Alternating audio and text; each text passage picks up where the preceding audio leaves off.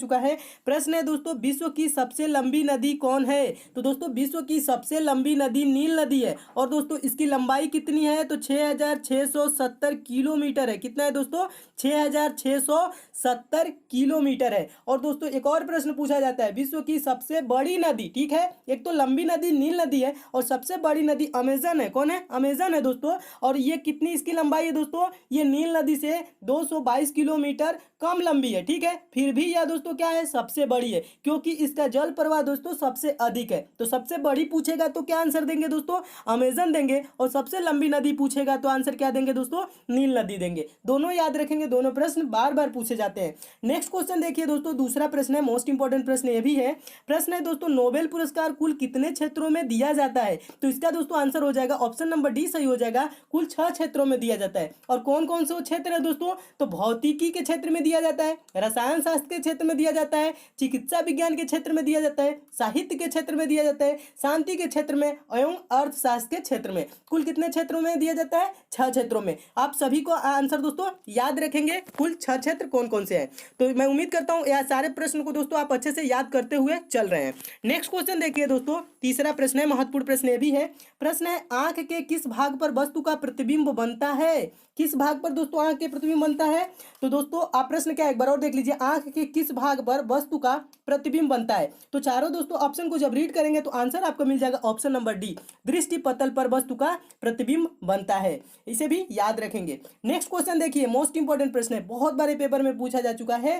प्रश्न है दोस्तों, निम्न में से कौन सा विटामिन जल में घुलनशील है? तो विटामिन सी है, विटामिन डी है, विटामिन ई है, विटामिन के है। तो दोस्तों इसका सही आंसर हो जाएगा option number A, vitamin C जल में घुलनशील है। और दोस्तों विटामिन बी भी जल में घुलनशील है, दोनों को याद रखेंगे। और प्रश्न एक और आता है दोस्तों, कौन सा विटामिन वसा में घुलनशील है, ये भी पूछा जाता है। तो विटामिन डी वसा में घुलनशील है, विटामिन ई वसा में घुलनशील है, विटामिन के वसा में घुलनशील है, और विटामिन ए क्या है? ये भी वसा में घुलनशील है, ए डी ई के, ठीक है, इसे याद रखेंगे। ये क्या है? वसा में घुलनशील है। और विटामिन बी सी जो है ये जल में घुलनशील है। दोस्तों आप इसे याद रखेंगे क्योंकि ये बार बार पूछा जाता है। अगला दोस्तों प्रश्न देखिए, पांचवा प्रश्न मोस्ट इंपॉर्टेंट है। हीमोफीलिया एक आनुवंशिक रोग है जिसका परिणाम है, इसके क्या होता है? हीमोफीलिया होने कारण रक्त का थक्का नहीं जमता है, ठीक है, रक्त का नहीं जमना। ऑप्शन नंबर कौन सा सही हो जाएगा? डी सही हो जाएगा। अगला प्रश्न देखिए दोस्तों, 6वां प्रश्न है, प्राणियों के संरचना के बारे में निम्न में से किसमें अध्ययन किया जाता है? तो किसके अंतर्गत अध्ययन किया जाता है दोस्तों? तो उसका आंसर क्या हो जाएगा 6वां का? ऑप्शन नंबर ए सही हो जाएगा, एनाटॉमी के अंतर्गत किया जाता है प्राणियों के संरचना के बारे में अध्ययन। प्रश्न क्या कह रहा है? प्राणियों के संरचना के बारे में निम्न में किसमें अध्ययन किया जाता है? तो एनाटॉमी के अंतर्गत किया जाता है। इसे भी दोस्तों याद रखेंगे। अगला प्रश्न देखिए दोस्तों, 7वां प्रश्न है। 7वां प्रश्न भी मोस्ट इंपॉर्टेंट है। डीएनए का मूल मात्रक है, तो डीएनए का दोस्तों मूल मात्रक क्या होता है? चारों ऑप्शन को रीड करेंगे तो दोस्तों ऑप्शन नंबर सी सही हो जाएगा, न्यूक्लियोटाइड्स है। डीएनए का मूल मात्रक न्यूक्लियोटाइड्स होता है। अगला प्रश्न दोस्तों, 8वां प्रश्न भी महत्वपूर्ण है। क्लोरोफॉर्म बनाने के लिए निम्नलिखित में से क्या उपयोग में लाया जाता है? Ethane, methane, ethene, acetylene. तो दोस्तों इसका आंसर क्या हो जाएगा? ऑप्शन नंबर बी सही हो जाएगा, क्लोरोफॉर्म बनाने के लिए मीथेन उपयोग में लाया जाता है। अगला प्रश्न देखिए दोस्तों, 9वां प्रश्न भी महत्वपूर्ण प्रश्न है। सारे प्रश्न दोस्तों बार बार पूछे जाते हैं, सभी प्रश्नों को याद करते हुए चलिए।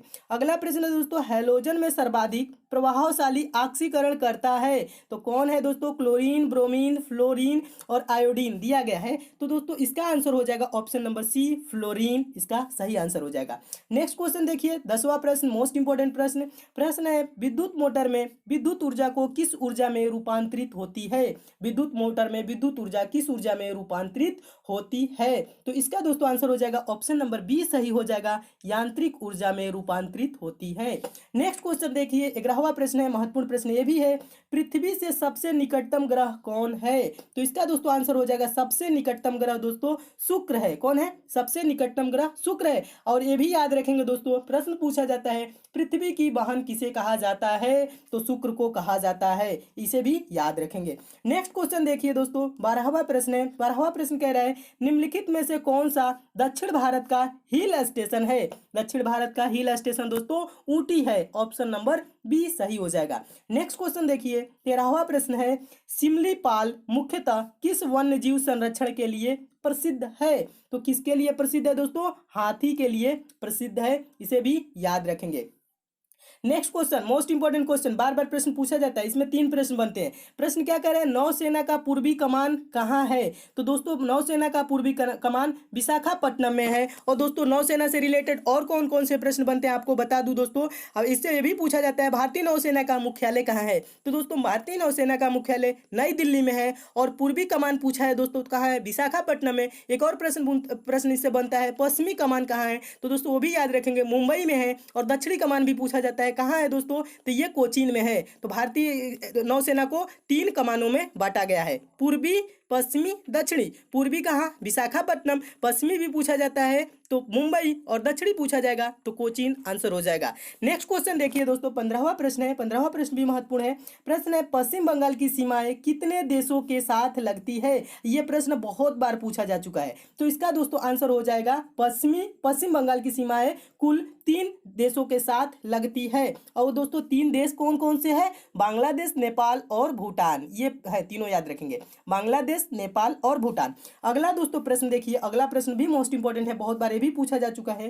प्रश्न है, खेल के क्षेत्र में दिया जाने वाला सर्वश्रेष्ठ पुरस्कार कौन सा है? भारत रत्न, राजीव गांधी खेल रत्न, द्रोणाचार्य पुरस्कार, अर्जुन पुरस्कार। तो दोस्तों इसका आंसर हो जाएगा ऑप्शन नंबर बी सही हो जाएगा। राजीव गांधी खेल रत्न पुरस्कार खेल के क्षेत्र में दिया जाने वाला सर्वश्रेष्ठ पुरस्कार है। अगला प्रश्न देखिए दोस्तों, 17वां प्रश्न भी महत्वपूर्ण प्रश्न है।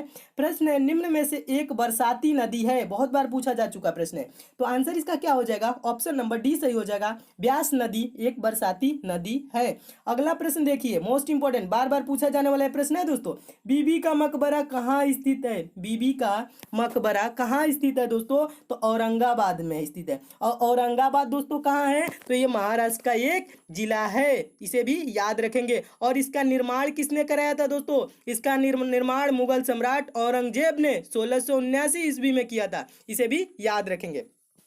नेक्स्ट क्वेश्चन देखिए दोस्तों, 19वां प्रश्न देख लीजिए। 19वां प्रश्न क्या है? 19वां प्रश्न भी मोस्ट इंपोर्टेंट है, भी बहुत बार पूछा जा चुका है। विश्व के क्षेत्रफल का कितना भाग भारत के पास है? तो विश्व के क्षेत्रफल का 2.42% भारत के पास है। ये चीज दोस्तों आंसर याद रखेंगे, 2.42% भारत के पास है। बहुत ही महत्वपूर्ण प्रश्न है, बहुत बार पूछा जा चुका है। नेक्स्ट क्वेश्चन देखिए दोस्तों, 20वां प्रश्न है, भारत में सबसे कम वन क्षेत्र किस राज्य में है? 2 प्रश्न बनते हैं, सबसे कम और सर्वाधिक, यानी कि सबसे अधिक। तो सबसे कम दोस्तों पूछा जाए तो इसका आंसर क्या हो जाएगा? कौन सा सही हो जाएगा? ऑप्शन हरियाणा, सबसे कम वन क्षेत्र हरियाणा के पास है। और सर्वाधिक पूछा जाए तो दोस्तों क्या हो जाएगा? मध्य प्रदेश, एमपी, ठीक है, इसे भी याद रखेंगे। पूछा जाता है ऐसी, भारत में सर्वाधिक वन क्षेत्र किस राज्य में है? तो याद रखेंगे मध्य प्रदेश। और सबसे कम पूछा गया है दोस्तों तो हरियाणा। दोनों प्रश्न याद रखेंगे, दोनों प्रश्न बार बार पूछे जाते हैं। नेक्स्ट दोस्तों क्वेश्चन देखिए, 21वां प्रश्न है। 21वां प्रश्न दोस्तों इंपॉर्टेंट ये भी है, किसी कंपनी के मताधिकार रहित शेयरों में निवेश संबंधी निम्नोक्त में से कौन सा विकल्प सही है? तो दोस्तों अगर आप चारों प्रश्नों को रीड करेंगे तो इसका जानते हैं कौन सा ऑप्शन सही हो जाएगा? ऑप्शन नंबर सी सही हो जाएगा। इससे निवेशकों के लिए अधिक लाभांश सुनिश्चित होता है। प्रश्न क्या कह रहा है?